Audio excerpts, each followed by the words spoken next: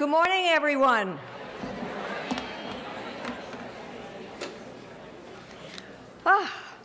What a beautiful day. What a wonderful program. We're so delighted to have you all with us. Thank you for spending a day with us on an incredibly important topic with wonderful presenters and all of you. And the winner is Hamilton. Sorry, I couldn't resist. Okay. All right, hi, my name is Martha Pollack, and I'm the Manhattan District Director of JASA and also the Director of Elder Abuse Programs. I want to welcome you to the 11th Annual New York City Elder Abuse Conference. This year, we will focus on promoting awareness and taking action. How appropriate it is that this conference coincides today with World Elder Abuse Awareness Day. By your presence here, you are demonstrating your personal and professional commitment to this very important cause of promoting awareness and taking action. The conference represents a collaboration among agencies committed to the prevention and resolution of elder abuse. This conference is the result of a lot of hard work. The committee represents an incredible synergy of personalities, backgrounds, and professional skills. I want to thank my esteemed colleagues on the conference planning committee, Michelle Galligan, Risa Breckman, Bobby Sackman, Jeff Rogers, Aurora Salamone, Amy Chalfy, Donna Doherty, Edith August, Brooke Santoro, and Donna Cooper. And special thanks to two volunteers extraordinaire. To Maddie Gare, who's outside, handling assignments large and small with humor and perseverance, and to one whose wisdom, attention to detail, and expertise has been such an asset, Mary Newman. We are truly, and I personally am truly indebted to them. And thanks to the agencies that are sponsoring this event today with JASA. The Henry and Jeanette Weinberg Center for Elder Abuse Prevention at Hebrew Home at Riverdale, Carter Burden Center for Aging, New York City Department for the Aging, Brookdale Center for Healthy Aging at Hunter College, the Institute for Retired Professionals at the New School, Live On New York, the David Berg Center for Law and Aging, and the New York City Human Resources Administration. Thanks to Ann Goldweber from St. John's University of Law for providing the CLEs for lawyers, to our newest partner, Fordham University School of Social Service, under the guidance of Kayla Zapata-Kelly and Tina Mashi of Be the Evidence for providing the CEHs, that's continuing education, it's no longer CEU, it's CEH, the John Hartford Foundation, and other donors. Special appreciation to my colleague Donna Doherty, who arranges for lawyers to receive today's CLEs. Every year, the Hebrew Home at Riverdale provides free kosher lunches. We are so grateful for this generous donation. And a special shout out to Michelle Galligan, who's still in the Lang Cafe, and her stalwart crew for her tireless efforts to feed us and to run registration. To the Brookdale Center on Healthy Aging, we now have staff who will be here today to offer stress test surveys, and we certainly all need those, blood pressure screenings, also very good, and they will be providing smoothies towards the latter end of the day. So we've got to revive you. Yeah, yay, yeah, very good smoothies. We greatly appreciate all of our staff and volunteers who are here today to participate and assist in ensuring the success of this event. Of course, we deeply appreciate the generosity of the Institute for Retired Professionals of the New School, which over the years has provided us with this lovely space, which now extends to the University Center at 5th Avenue and 13th Street. Some of you will be there today. It seems like we have grown together. Special thanks to Amy Brenner and Michael Markowitz for their enthusiastic support and assistance, and to Pam Tillis, Director of Programs, Public Programs. Thanks to Pam, we are recording this morning's session. Today's conference offers a very special and stimulating program. We will start with greetings. Our first speaker is Amy Chalfy, Chief Program Officer of JASA.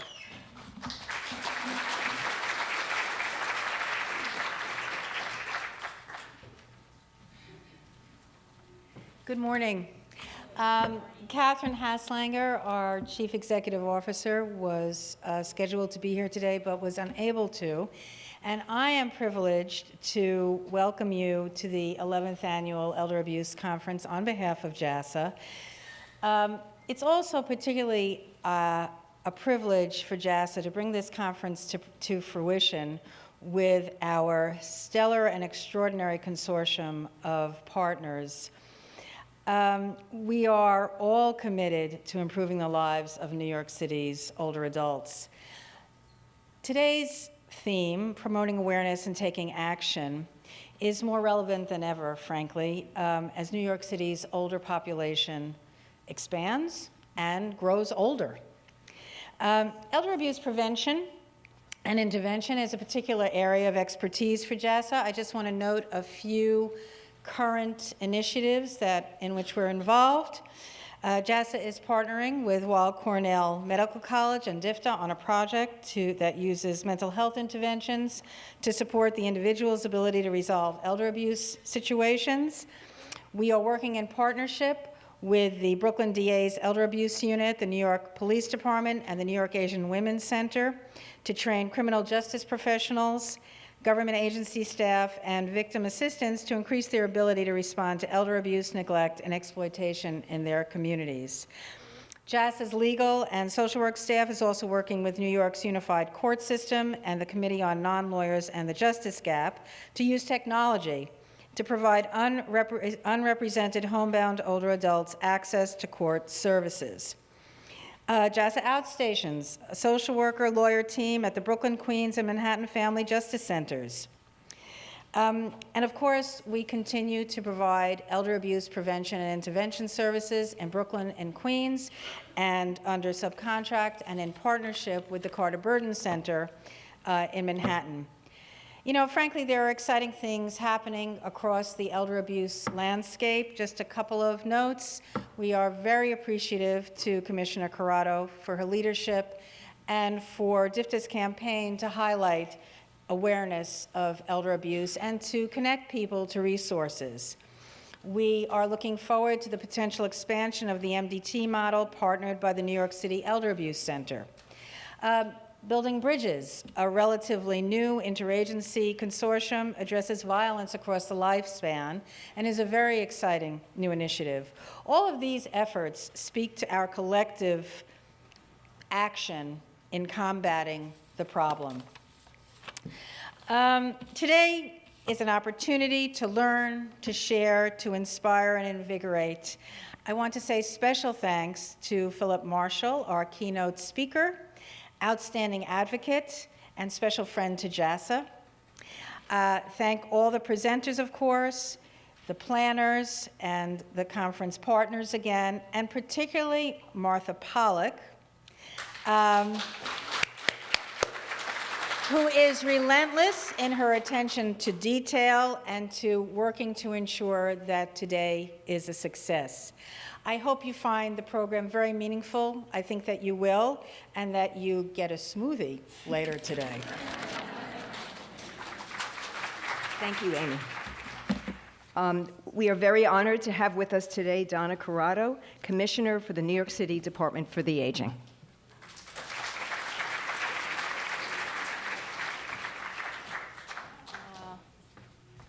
Wow. Good morning, everyone. Just so you know, it's like really being on stage here because I can't see you. You can see me. So I was in the 3rd grade talent show. And the only way I got through it is that you're all blanked out. So I'll be up here talking to myself for a few minutes, giving you greetings today for your Elder Abuse Conference. And it's a pleasure to be here. And when the lights were on before, I was able to see a lot of younger folk, new to the field and new to the conference, so welcome. This conference has been going on for a number of years now, and it continues, and it only continues because of the commitment of the people who actually put this conference together, JASA taking the lead on that, and the New York Elder Abuse Center. So thank you for your commitment to the cause and for this conference, which is really an opportunity for all of us to talk and bring attention and bring more awareness to the issue of elder abuse. So I thank you for that. The United Nations named the date, June 15th, the day for elder abuse. And I'd like to bring greetings from our mayor and the administration, who also named June 15th Elder Abuse Day here in New York City. And with that, I bring a proclamation, which I will be giving to Amy and Martha to hold for JASA, because they took such a leadership role in putting this conference together.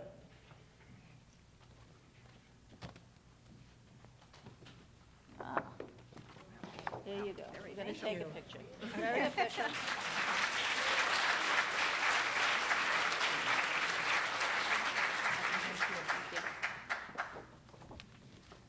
I'd also like to thank Philip Marshall for being today's keynote and for sharing your experience and giving of yourself and taking time off from your teaching job as a professor to spread the message and bring public awareness to a very issue that's not only important to all of us, but as people who work in the field of aging, we are the disciples, and we need to go out and spread the word and really bring more resources to the issue. And with that, the Department for the Aging is fully behind you, and you're going to hear today about the number of initiatives and resources that will become available and have become available in order for us to combat elder abuse. So I thank you. Have a wonderful conference, and today's going to be very special. Thank you.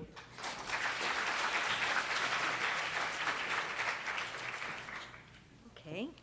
Our next greeter will be Deborah Holt-Knight, Deputy Commissioner for Adult Protective Services in New York City Human Resources Administration. I may be embarrassing her, but she is the recent recipient of the 2016 Sloan Public Service Award for 31 years of devoted service.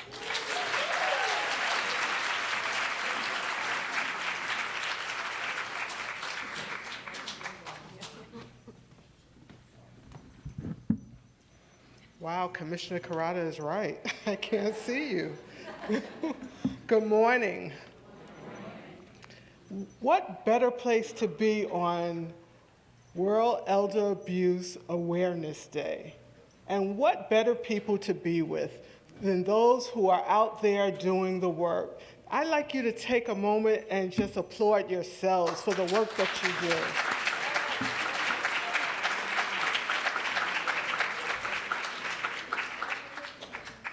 So we know that the work that we do is very complex, and we rely on each other in order to do it effectively. So I'd just like to bring you greetings from the Commissioner of the Human Resource Administration, Commissioner Steve Banks, who is committed to this work. He is committed to making sure that Adult Protective Service is in a good place to serve New York's most vulnerable. We are happy to be here. We thank JASA, and we thank all the partners for the ability to participate in this great event. We thank every person that's in this audience, every person that we've ever partnered with, because we understand that one person cannot handle a complex case. It takes a commitment. It takes a group of people to develop a plan and implement a plan. So at Adult Protective Services, we have over 10,000 clients, vulnerable adults. 62% of them are elderly. We are committed to several projects in the community to make sure that our caseworkers are equipped to do the hard work that's necessary to safeguard New York's most vulnerable. We are thankful that our mayor and our commissioner sanctions APS, and they are committed to giving us the tools that we need to do the job. I recently heard a story, and it was about a little boy who was walking on the beach, and he saw that a lot of oysters had washed up. He stood at the bank of the oysters and threw them back one at a time. And an older man said, "Son, what are you doing? That's not going to make a difference." And he said, "To that one oyster, it will make a difference." And I say to you, we can only do this one elderly victim at a time, but collectively, we can make a difference. Thank you. All right, our next greeter will be Joyce Solomon, Director and Managing Attorney of the Harry and Jeanette Weinberg Center for Elder Abuse Prevention at the Hebrew Home at Riverdale.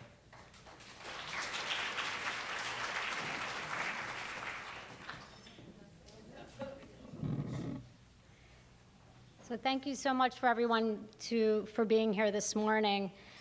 I just wanted to take 1 second before we began to just pay attention a little bit. The title of the conference is Promoting Awareness, and I think part of what awareness is how we pay attention and paying attention in a different way. So I think it might be important for us now to just pay attention for 1 minute to what's going on in this country and some of what has happened over the last few days, particularly in Orlando.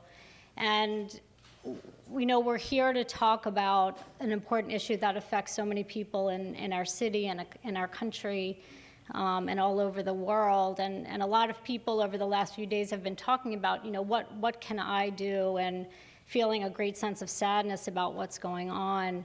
And I think as we work through the day, it's important to kind of know that peace and that feeling of peace and how peace is in the world really starts with each of us and within ourselves. It's how we work together.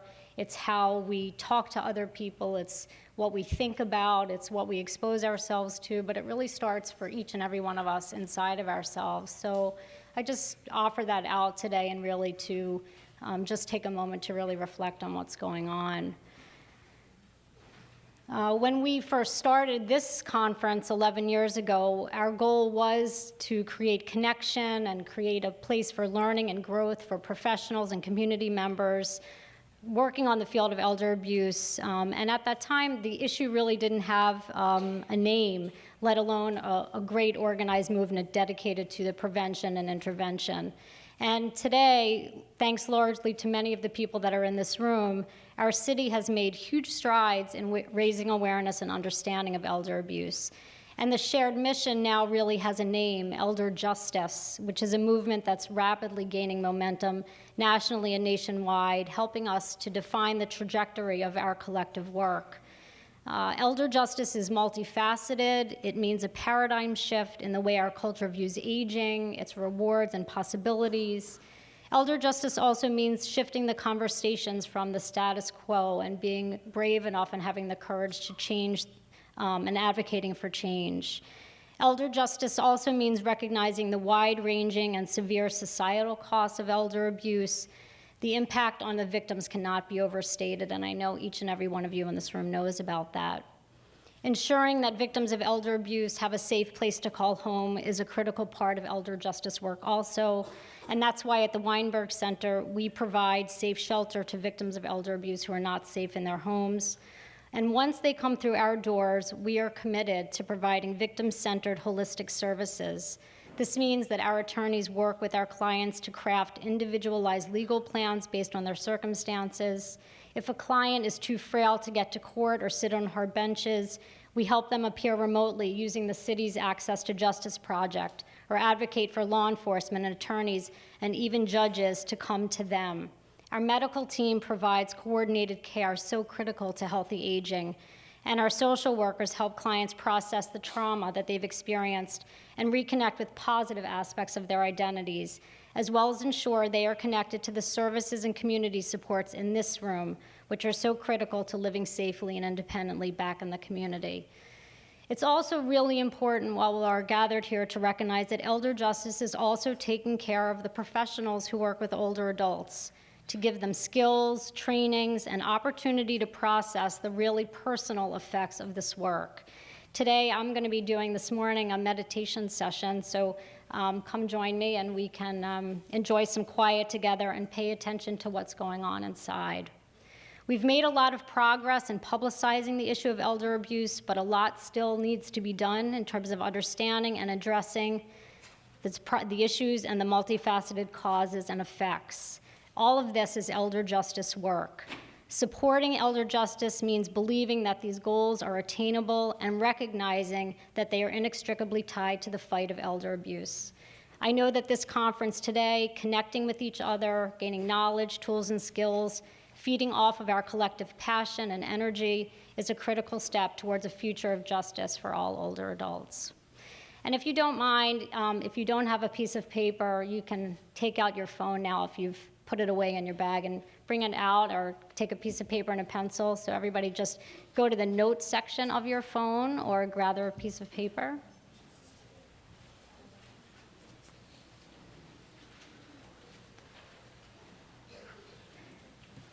So if you're doing it on your phone in your notes section, or if you just have a piece of paper and a pen, if you wouldn't mind just taking 1 minute to write 3 things that you're grateful for. It's said that if you start the day with gratitude, that there's a ripple effect of how the rest of the day goes. So 1 minute, three things you're grateful for.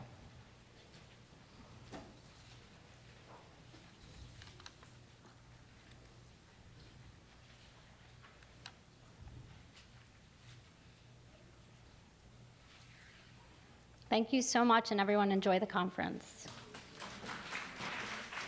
All right, our next speaker is Michael Markowitz, who is the director of the Institute for Retired Professionals. Michael, let's just turn that mic around for you. Yeah, we'll turn the mic around. Michael is just going to speak from the front. He's very tall. Everyone can see him. Welcome back to the new school. Next year will be the 12th, 12 work days in which you've come here to explore and build a reputation that goes way beyond New York City. I'm Michael Markowitz. I'm director of the Institute for Retired Professionals, which is a program of the new school in which we encourage older students to go back to school for the joy and dignity of learning and becoming involved. New School recently completed its centennial year, and we have been a special program for New Yorkers during that time. At New School, for example, W.E.B. Du Bois made his first public calling out for a study of Black culture and Black history. At New School, Gerda Lerner first raised her voice to call for a study of women's history. We have been involved in the fight for extending the learning program and for extending New Yorkers' access to learning. A dozen years ago, when it became necessary to develop programs to protect the rights of New York's abused elderlies, it was only natural that a group of programs like DFTA, JASA, the Carter Burden Center would come to New School. And at New School, we have encouraged them, we have opened our doors to them, and we have hoped that the creative energy that we're used to invigorates this important program. Thank you for coming. Thank you for working with us. Thank you for making us part of the energy of your program and giving us the opportunity to be proud of our accomplishments. Have a good and productive day.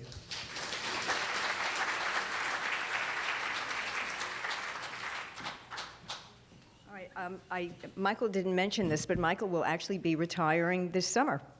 So we are so grateful for your years of service, and we do have a certificate. We'll give it to you later. Okay, as I mentioned, we've grown larger this year, and to that end, as you'll see on your yellow sheet, several of the workshops will be in the new University Center, which you'll enter through Fifth Avenue, closer to 13th Street. Okay, there will be lunches served there as well, and all the kosher lunches will be in that room. All right, one issue I wanted to make you aware of. Due to unforeseen circumstances, there will only be one functioning elevator in this building, the A building, but for those of you attending workshops in 404 and 407. Because of this inconvenience, we will allow you extra time to get to your workshops. For those of you attending the workshops in Woolman Hall, which is near the Lang Cafe, there's an elevator right there that you can take to the 5th floor. If you can manage the stairs, feel free to get some extra cardiovascular exercise today. If you have your Fitbit with you, we'll all do a competition afterwards to see who had the most steps. But please, people with disabilities should be given special consideration in accessing the elevators. We apologize for the inconvenience. We appreciate your patience. The workshops will be worth the wait. To introduce our special keynote speaker, Philip Marshall, I am delighted to welcome Ira Salzman, partner in the law firm of Goldfarb, Abrandt, Salzman, and Kutzen, and former chair of the Elder Law Committee of the New York County Lawyers Association, and Philip's lawyer.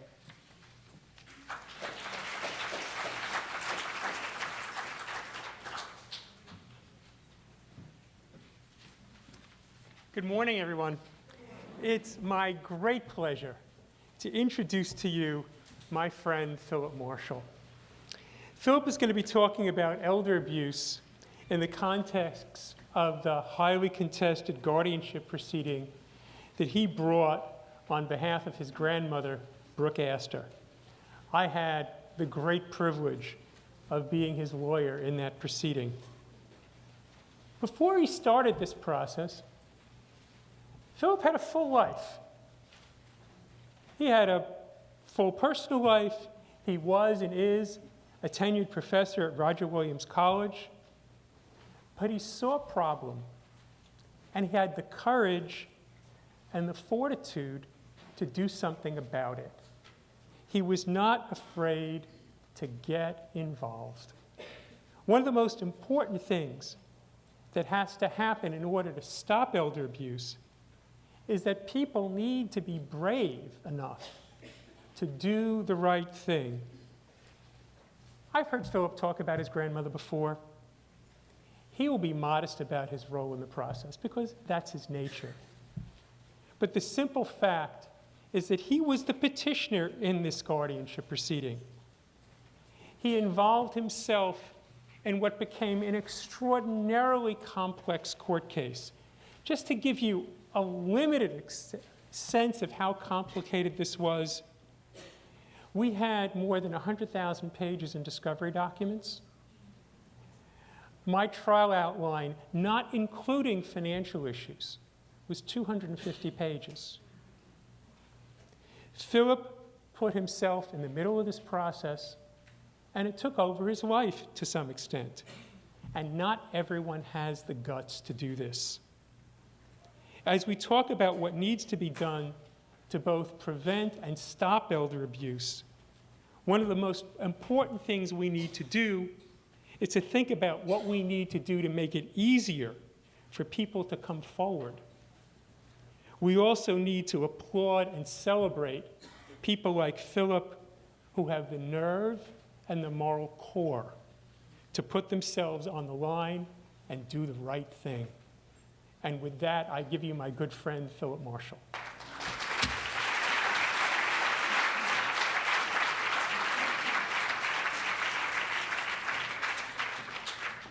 Thank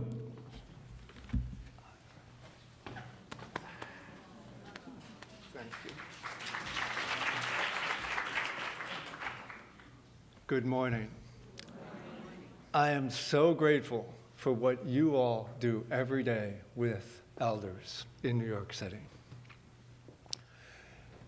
As my grandmother, Brooke Astor, now rests in peace, I could have resumed my life as before.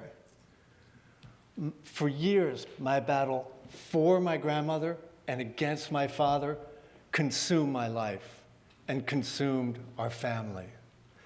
In 2009, after a 6-month criminal trial and conviction of my father, a friend said, "You must be glad that's all behind you." But I realize when elder abuse hits home, it hurts. I realize while my grandmother was emotionally and financially abused and isolated, her case is far from isolated. There are millions of elders, victims today, suffering similar injury. And I realize if my grandmother, Brooke Astor, can be victimized by her own son, elder abuse does not discriminate. Any elder is vulnerable.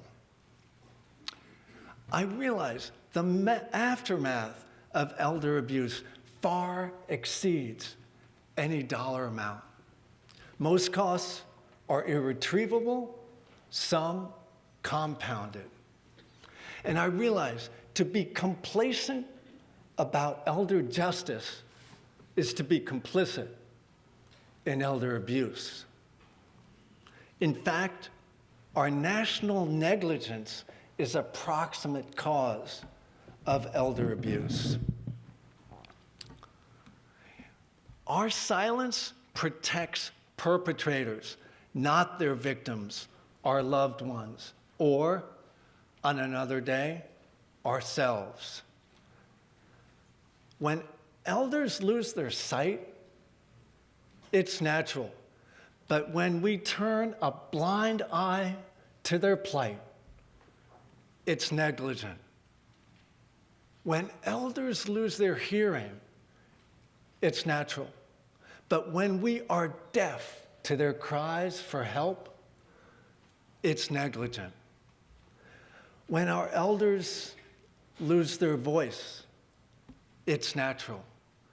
But when we choose not to voice our concern, it's negligent. And when our elders' capacity is reduced, it's natural. When their assets are reduced without consent, it's criminal. Over a decade ago, I was filled with angst, frustration, and a sense of impotence as I watched my grandmother's world that had spanned the globe and a century become so compromised and diminished by her son, my father. I did not know what to do or who to turn to. Yet, when bad things happen, good people get together. In helping my fragile, abused grandmother, I was not alone. Her abuse galvanized a collective response by family, friends, staff, and caregivers, all united by compassion and a common cause. Individuals in some with a great mixed skill set. The strength of our diversity contributed much to our success.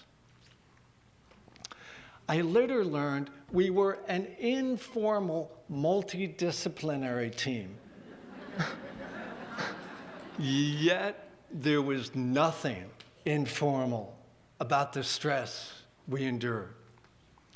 Staff and caregivers could have walked away any day, but with affirmation through action, they stood firm and protected my grandmother. Yet some saviors endured secondary trauma or vicarious victimization.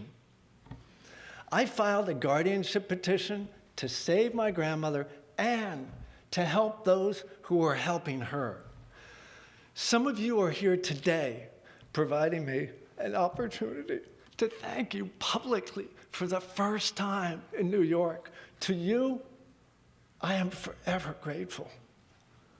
In filing my petition, I hope that this matter would be quietly settled. Yet this was not just a family affair, nor was it civil. It was criminal. If I could do it over again, I would call the DA right away. Before dying in 1959, Vincent Astor, my grandmother's husband, established the Vincent Astor Foundation for the alleviation of human suffering. My grandmother, as president, furthered the foundation mission, addressing the quality of life achieved through engaged philanthropy decades before the practice was mainstream. Well into her 90s, she was center stage as New York's First Lady and a humanist aristocrat with a generous heart.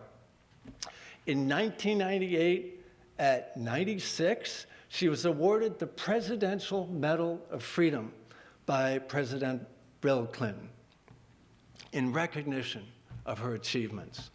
By 100, she had disappeared from the limelight.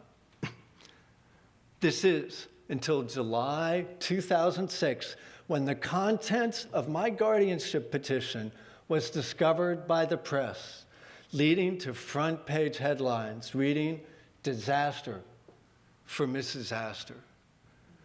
My grandmother would never want to be known as one of America's most famous cases of elder abuse.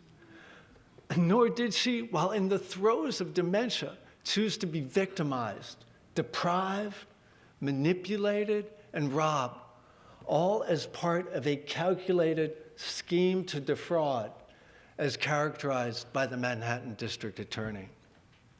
Yet the sad circumstances surrounding my grandmother have informed a timely and timeless cause in elder justice. At 104, she unknowingly entered her encore career as an advocate for elder Americans, including seniors 2 generations younger. Just as her timing was critical with her intentional quality of life philanthropy, so now in her advanced age, she unintentionally advanced the quality of life at the end of life. One of the greatest impediments to elder justice is ageism. By example, my grandmother did so much to combat proactively this social impediment through the way she took on each day, year after year, decade after decade. From when she first headed the foundation in 1959 at 57 to when she closed the foundation in 1997 at age 95. It's ironic and so sad that my grandmother's ageless attitude did not protect her from abuse. In her later years, my grandmother was increasingly isolated. Close friends were denied visits, longtime caring staff fired because of their efforts to help their boss, my grandmother. Eventually, she only went out to visit her doctor. Isolated, too, were efforts to help my grandmother, but out of shared concern and facing incredible obstacles, we were able to unite and act.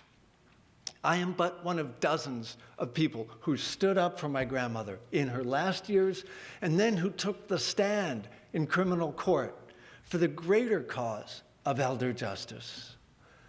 At the outset, all we dreamed and prayed for was to be able to respect my grandmother's needs and wishes.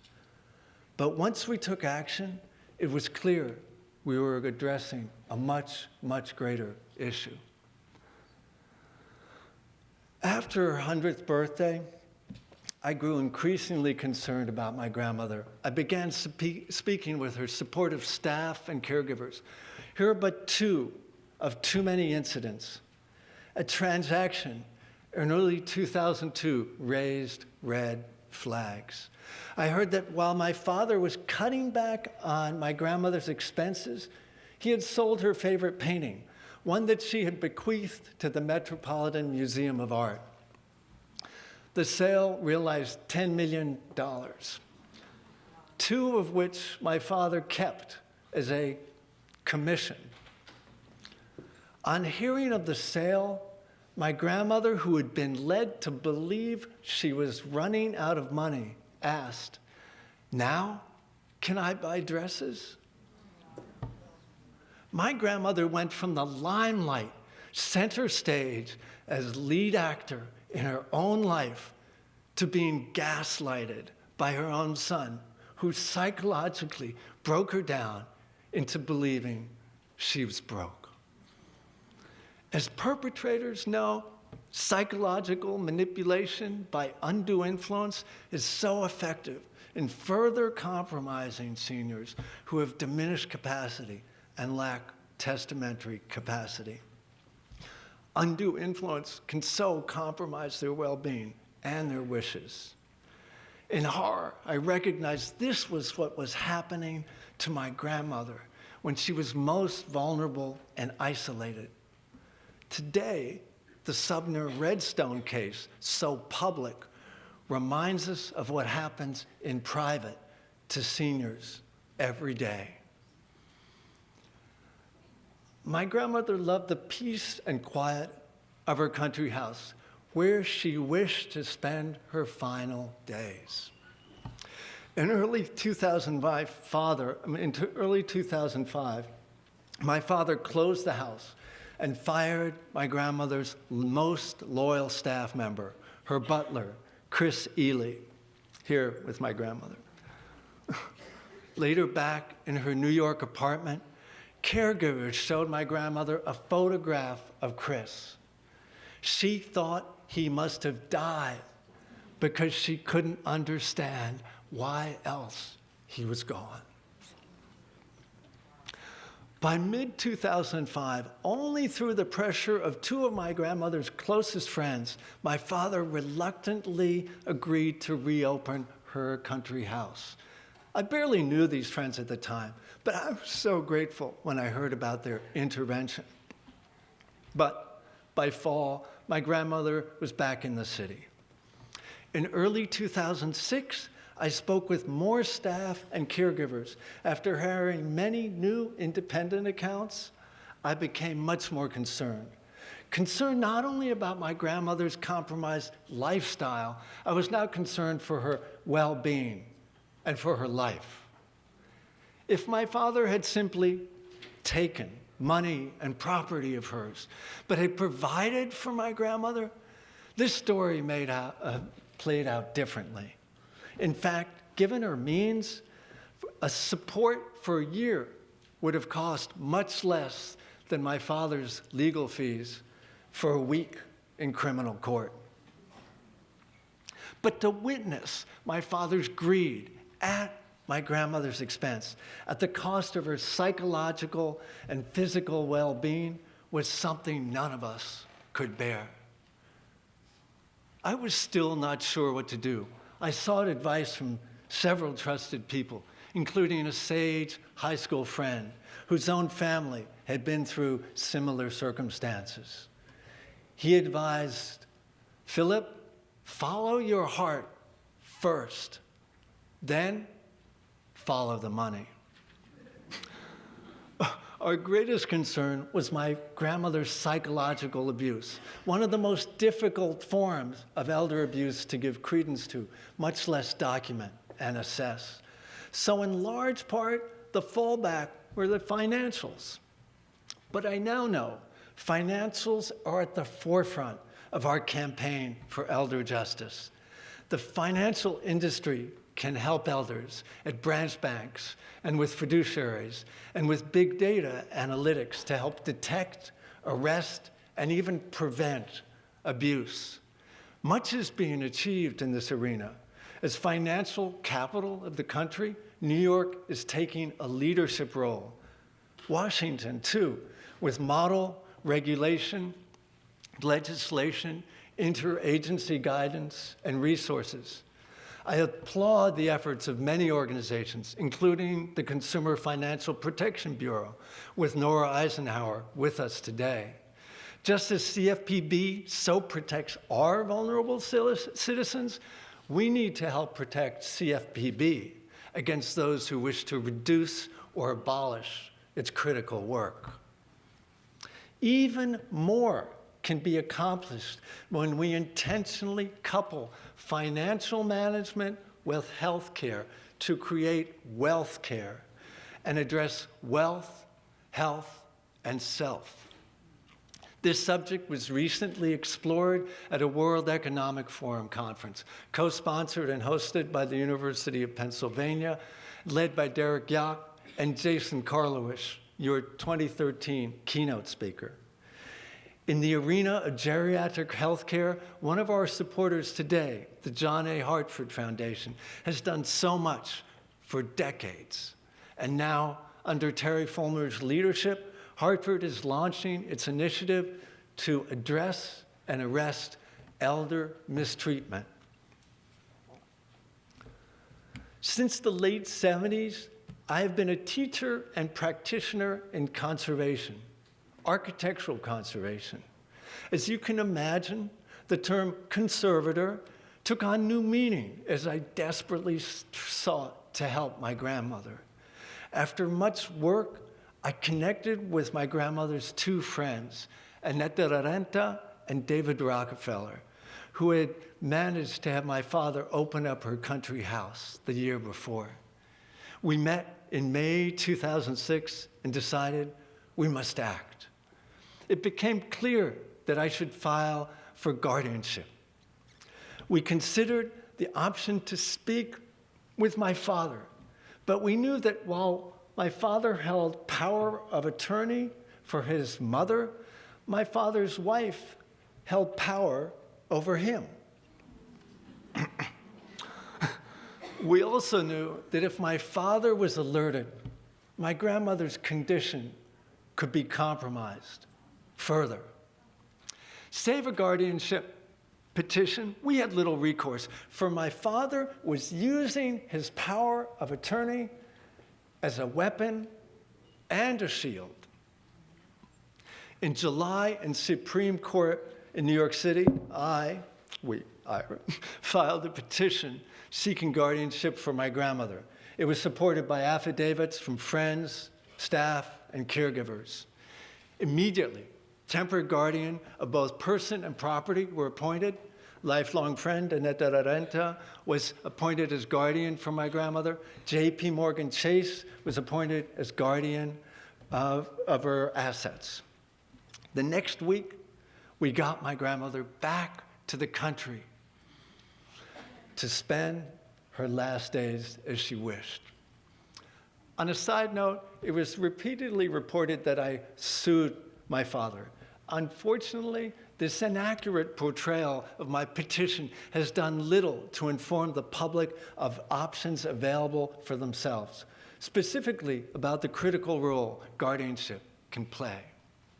In my guardianship petition, I stated that my father, with reference to his mother, has turned a blind eye to her, intentionally and repeatedly ignoring her health, safety, personal and household needs while enriching himself with millions of dollars.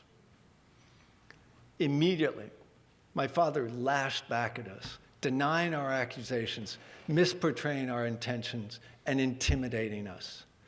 In October, after a 3-month battle and 5 days before our court date, a settlement was reached.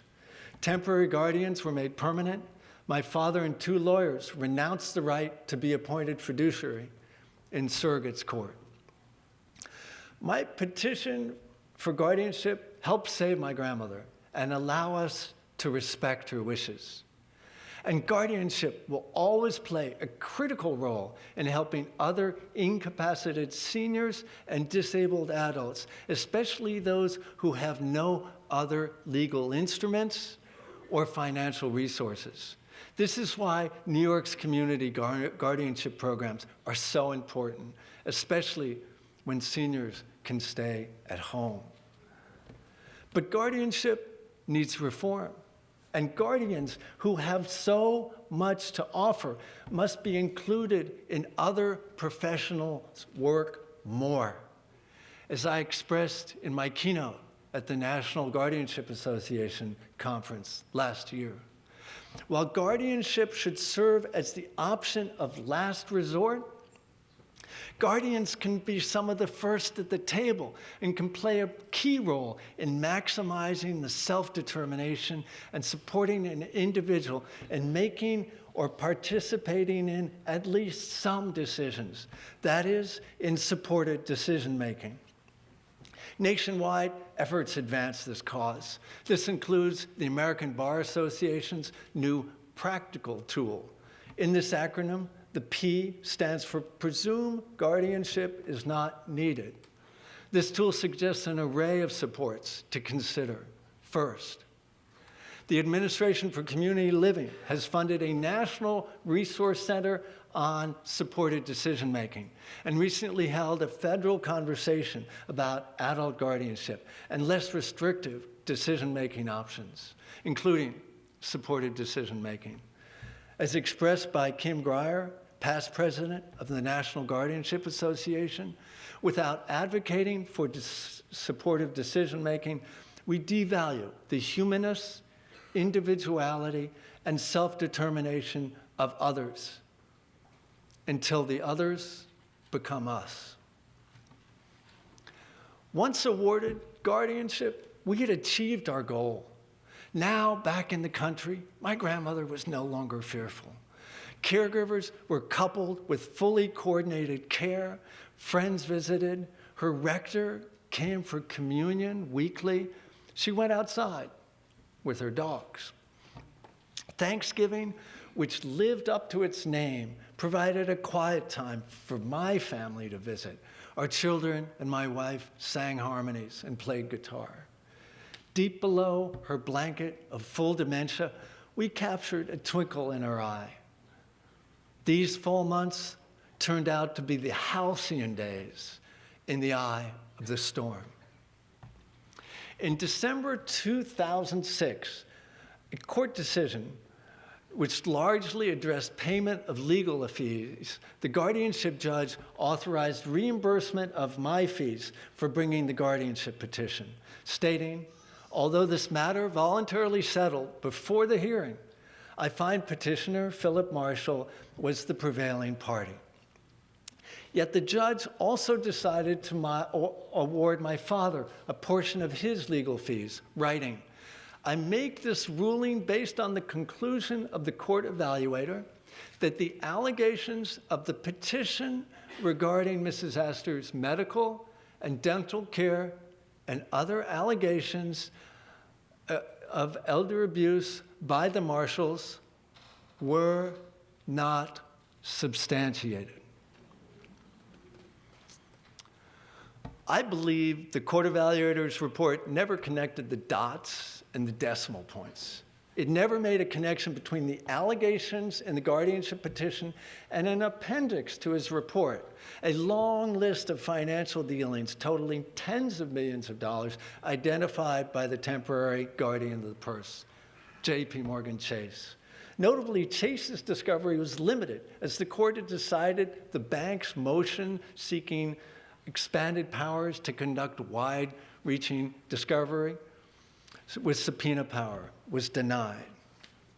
Further, the judge ruled that while the propriety of the transfers of money and property to Anthony and Charlene Marshall, my father's wife, is a key subject of the guardianship petition, it is not the bank's role to prove or disprove any of the allegations of the petition. Now, nor did it seem to be the court evaluator's role when he dismissed these quote-unquote transfers as having no bearing on the case.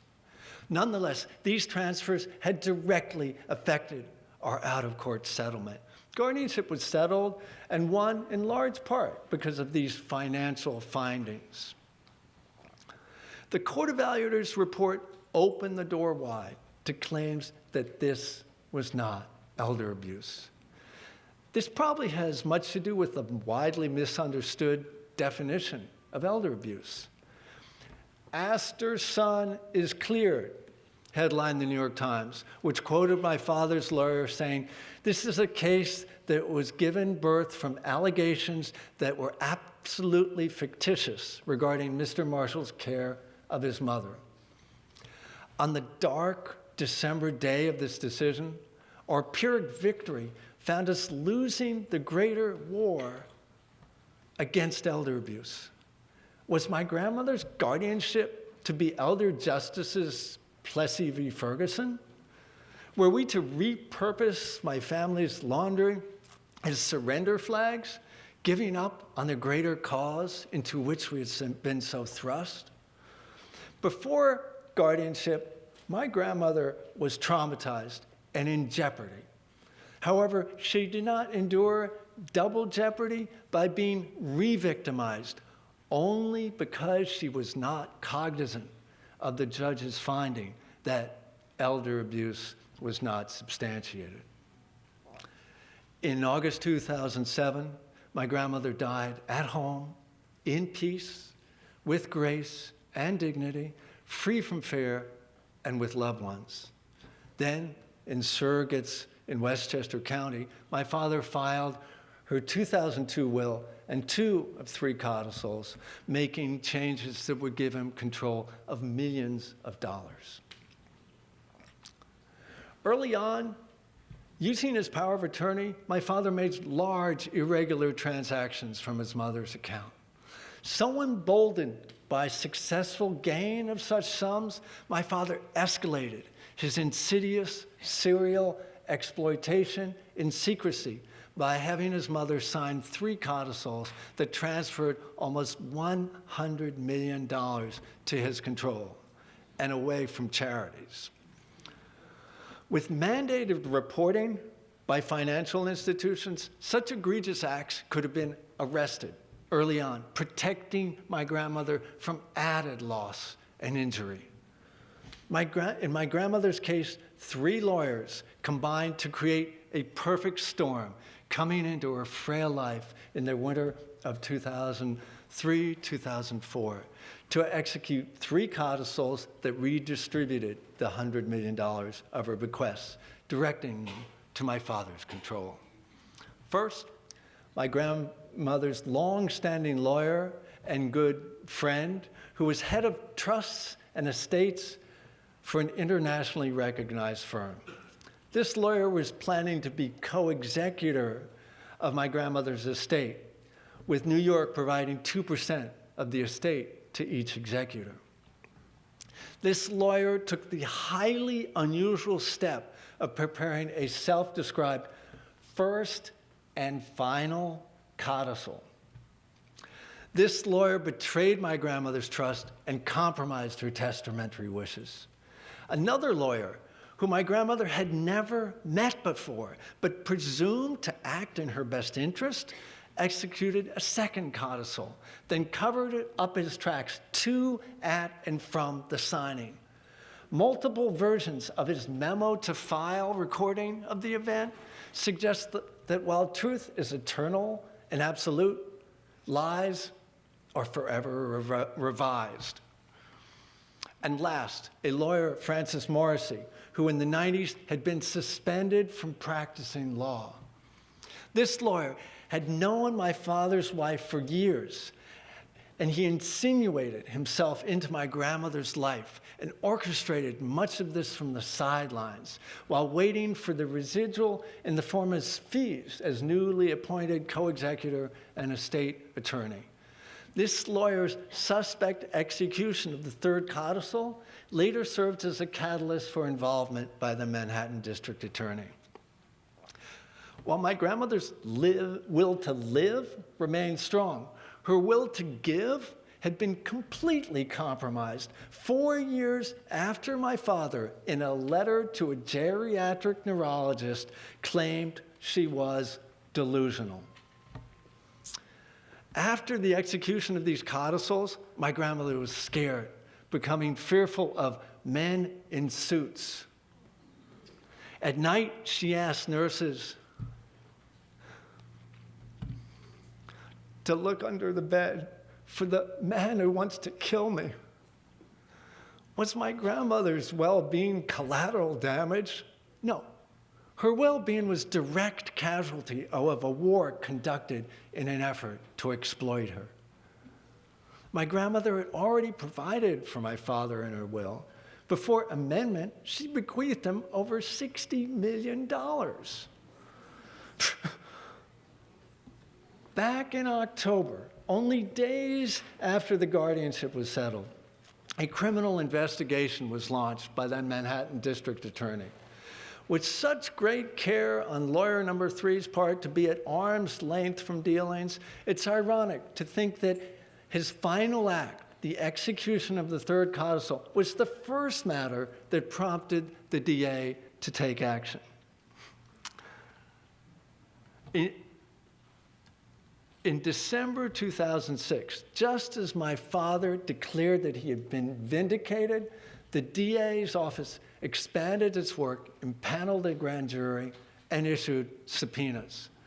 In November 2007, my father and the 3rd lawyer were indicted. In April 2009, a criminal trial began. and proceeded for months. Today, you know much more about the guardianship case than the jury did, even after 6 months. That's because all the guardianship proceedings were barred from being introduced into criminal court. For me, taking the stand was difficult, but not taking a stand and not helping my grandmother would have been more so. Testifying against my father was very difficult, but more difficult was having to recount the trauma imposed on my grandmother and those who were helping her, all the while not being able to tell my whole story to the jury. The jury's verdict: my father was found guilty on 14 of the 15 counts against him. After a spring and long, long summer of my father's trial, and after heart-wrenching testimony, this was a very bittersweet harvest. Yet, this harvest has so nourished the cause of elder justice. We had advanced from tribulation to trial. From the tribulation of hearing the allegations of my petition for guardianship were unsubstantiated to a criminal trial that proved otherwise. Even though much evidence was barred in criminal court, the jury understood how elder abuse was used as a means to exploit and enrich in my father's scheme to defraud his mother. Save one, all counts were upheld on appeal. And later in surrogates, whose proceedings had been put on hold through the efforts of the Attorney General, a settlement was reached that provided for charities, especially with an emphasis on education in New York, largely as my grandmother wished.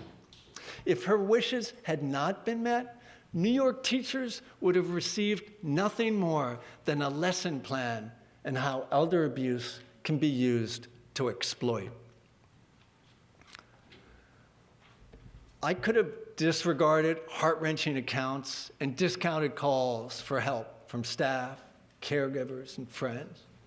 I could have found false consolation in thinking my grandmother had a good life and in the throes of dementia wasn't cognizant of her circumstances.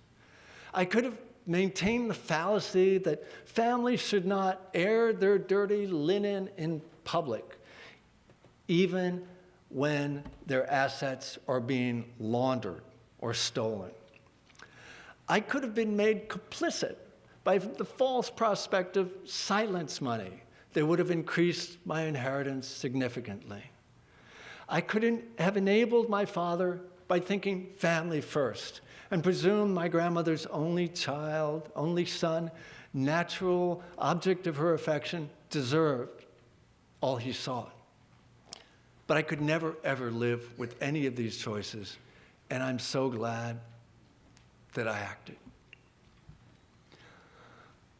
My profession, historic preservation, started out in response to the damage and destruction of our cultural resources, harm inflicted due to poor policies, practices, disinvestment, and a discount, sometimes until it's too late, of the ageless value of that which is old. In 2014, before the annual conference of the National Center for Victims of Crime, and more recently in Albany with the New York State Office of Victim Services, I expressed the parallels between my profession and elder justice. Both involve victims and address the preservation of elders with such embodied worth. Early on, preservationists were good at saving sites and structures that were victim to neglect, abandonment, maltreatment, and inappropriate interventions. This work, which continues, is heroic, visible, and visceral. Yet this work is reactive, not proactive and preventive, or engaging all stakeholders, which we now choose to embrace. In the same way, in working with those who are vulnerable and victimized, like older adults, we realize that community concern and capacity is just as important as professional restoration, which is damage control after the fact, and which for elder justice does not address the full nature of strengths and vulnerability. Damage control alone is not acceptable. Older adults and their circle of support must be valued and protected before abuse occurs, not just after.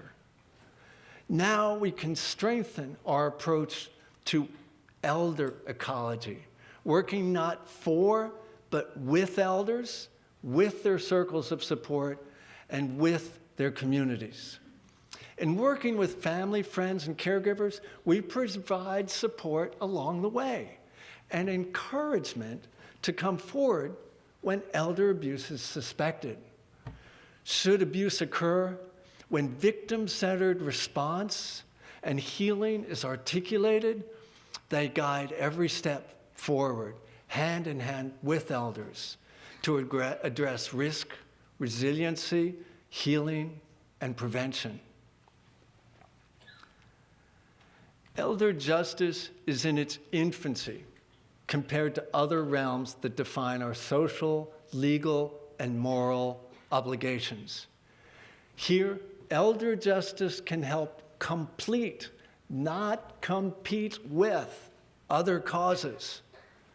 Social justice is not just about one cause or just another.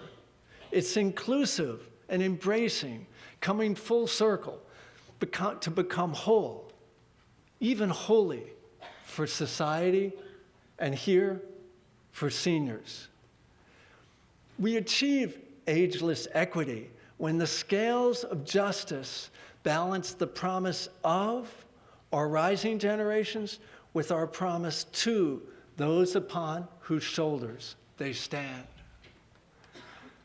Elder abuse is a pervasive, profound, and systemic problem best addressed through a systems-based solutions to understand better our universe of elder justice with its constellations, the alignment of its shining stars, and the forces that keep them apart or draw them together by the gravity of elder abuse.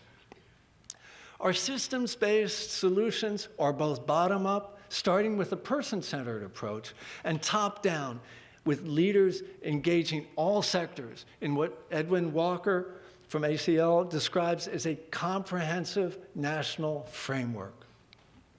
Within this framework, metrics matter more now to assess gaps, needs, opportunities, and formative assessment all along the way. Just as elder justice is in its infancy, so are big data analytics, with both seeking to explore and enhance relationships and their value in our complex life. It's all about relationships, face-to-face and in our digital space.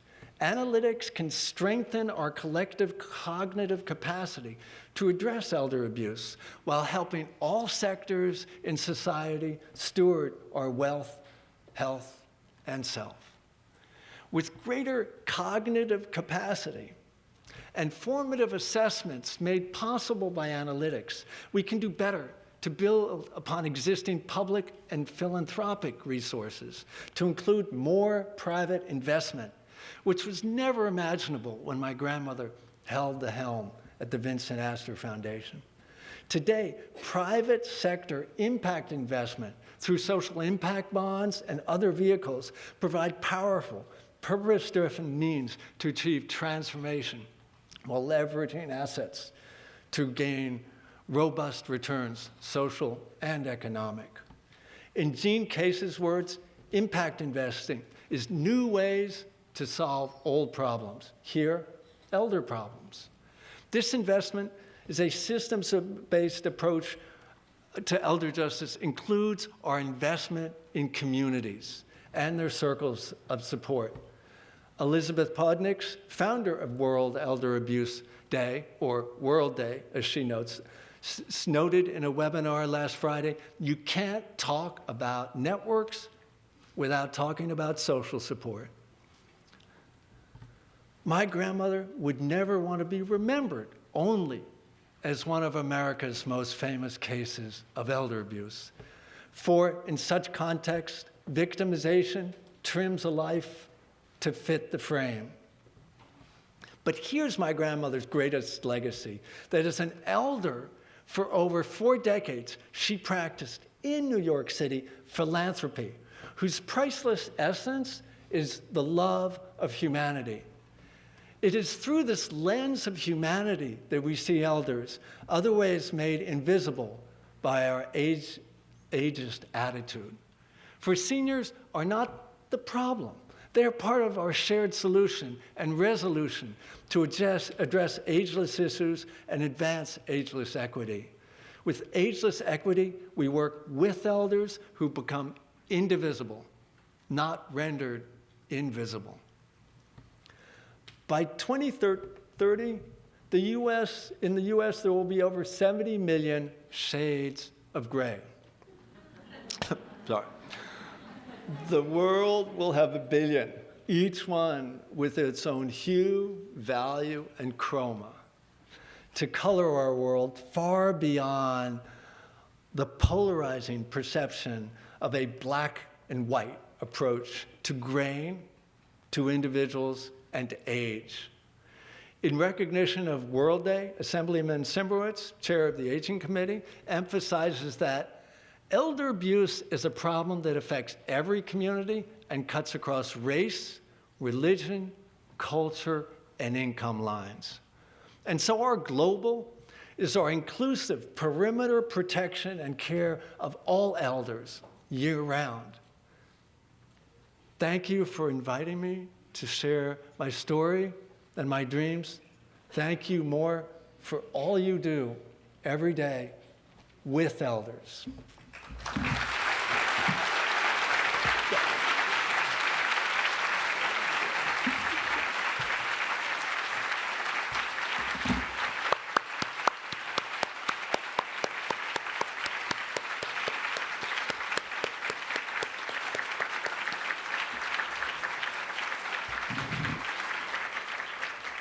Well, Philip, thank you. That was just so touching.